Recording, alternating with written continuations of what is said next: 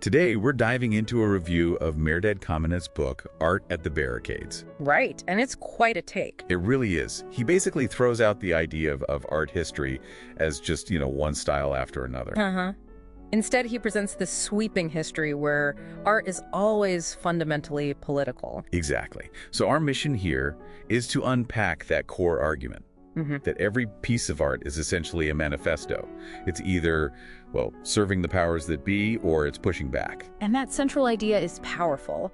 Art is never neutral. I mean, he really hammers this home. It's not just reflecting things. No, it's making things happen. Khameneh insists it's not merely representational of revolution, it's constitutive of it. Part of the engine. He gives examples right away, doesn't he? Yeah, like Delacroix's Liberty Leading the People, huge impact. Or Rivera's Mural, The Arsenal. Powerful stuff. And he shows how these weren't just pictures, they actively fueled revolutionary moments, whether in 19th century France or even connecting it to struggles like Iran's constitutional revolution, art as an active force. Okay, but if everything is political, that must include our ideas about beauty itself, right? How does he argue that aesthetics, what we find beautiful, is socially determined? Well, he argues pretty forcefully that beauty isn't some universal constant. It's defined by class, by ideology, by who holds power at the time. Completely. Think about the contrast he draws. You start with the, let's say, idealized, almost divine beauty of the High Renaissance. Very ordered, very clean. Right. Then Caravaggio crashes the party. Suddenly you've got this raw, earthy, very human reality. Sweat, dirt, real people. That was pretty jarring back then. A different kind of beauty, or maybe challenging the idea of beauty itself. Exactly.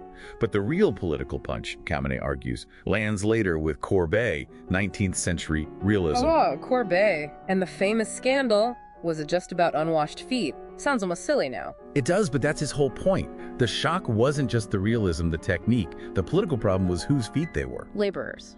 Ordinary people. Precisely. The unwashed feet of the working class put right there, front and center, in a space usually reserved for, gods or nobles. So Courbet basically forced the establishment to look at the people they ignored. He dragged the working class into the high temple of art. It showed just how political those aesthetic boundaries really were. Okay, so that's painting. But how does this political pressure show up in something more abstract, maybe like classical music?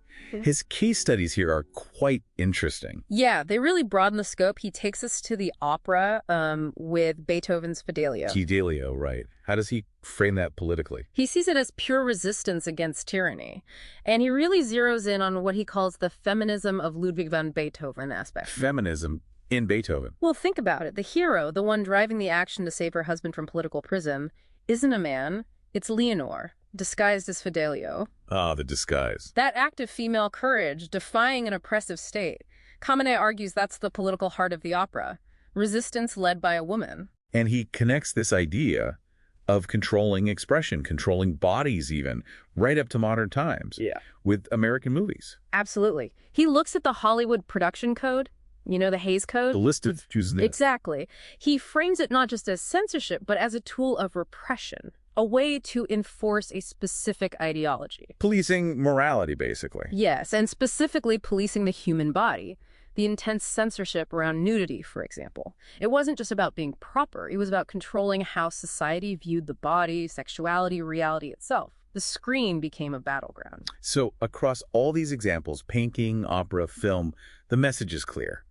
Art isn't some gentle, harmless pursuit. Not at all. Which leads directly to his final, crucial point. That the proof of art's power is how much it's repressed. Precisely. The cost is the evidence. Look at Courbet died in exile, Brecht hounded by McCarthyism. Think about artists in Iran today facing prison. It's a consistent pattern. Khameneh's argument is, look, if art were just harmless entertainment, just an escape, why would anyone bother censoring it, co-opting it, fearing it so much? The fear itself proves the power. That fear, whether it's fear of communism or fear of new ideas or fear of the people seeing themselves, it's the ultimate backhanded compliment to the artwork's potency. For me, the real strength of this book is how it just refuses to let you separate the art object from its ethical context.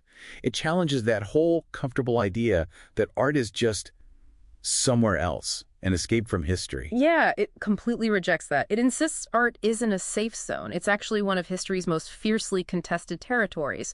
It puts Khameneh's work in that critical tradition, saying you have to look at the context. So think about that when you encounter art today, especially in the contemporary world, which seems so often focused on the market, on massive prices. Right. Khameneh forces you to ask, how does this work, any work, fit into that political economy of meaning he describes? Where does it stand, at the barricades?